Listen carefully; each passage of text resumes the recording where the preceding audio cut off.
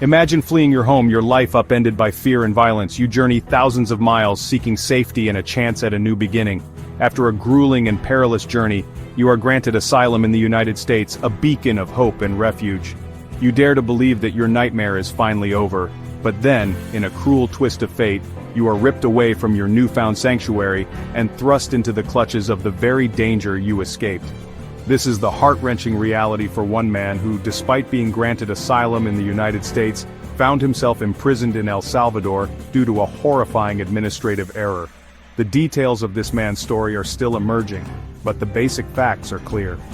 He was granted asylum in the United States, meaning that he had a legal right to be here, a right that was tragically violated. Instead of finding safety and security in the United States, he was thrown into a nightmarish situation, facing the very dangers he had sought to escape. This case is not just a bureaucratic blunder, it is a shocking miscarriage of justice that has left an innocent man trapped in a living nightmare. This is a story that should never have been written, a stark reminder of the human cost of bureaucratic incompetence and systemic failures. It is a story that demands our attention, our outrage, and most importantly, our action. How could such an egregious error occur? How could a man granted asylum, a status awarded only after a rigorous vetting process confirming a well-founded fear of persecution, end up deported to the very country he fled? The answer, though still murky, points to a system rife with flaws, plagued by a lack of oversight and overwhelmed by a backlog of cases. The immigration system in the United States is notoriously complex and overburdened. Thousands upon thousands of asylum applications are filed each year, each one representing a life in limbo, a desperate plea for protection. This overwhelming volume of cases, coupled with a lack of adequate resources and staffing, creates an environment ripe for errors, both big and small. While the specific details of this man's case remain unclear, it is likely that a breakdown in communication, a misplaced file, or a simple data entry error had catastrophic consequences. Perhaps his name was confused with another, his case marked with an incorrect status, or a crucial document overlooked. Whatever the reason, the outcome was the same. A man unjustly imprisoned, his life shattered by a system that failed to protect him. This case lays bare the human cost of a broken system. It is a stark reminder that behind the statistics and case files are real people with real lives, people who have fled unimaginable horrors and placed their trust in a system that all too often fails them. For this man, the consequences of this administrative error are not merely bureaucratic, they are life-threatening. He is now trapped within the brutal and unforgiving walls of an El Salvadoran prison, a system notorious for its overcrowding, violence, and inhumane conditions. El Salvador's prisons are notorious for their deplorable conditions. Overcrowding is rampant, with cells designed for a handful of inmates often crammed with dozens more.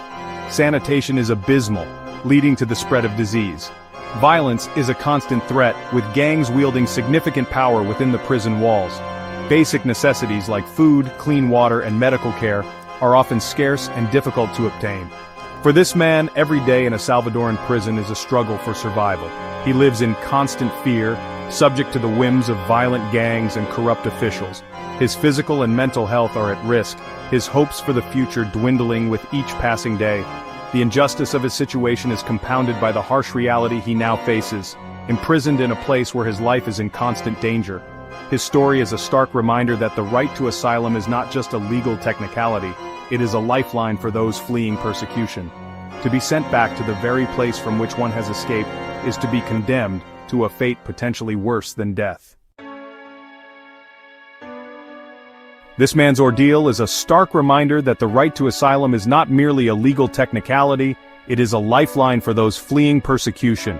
To be sent back to the very place from which one has escaped is to be condemned to a fate potentially worse than death.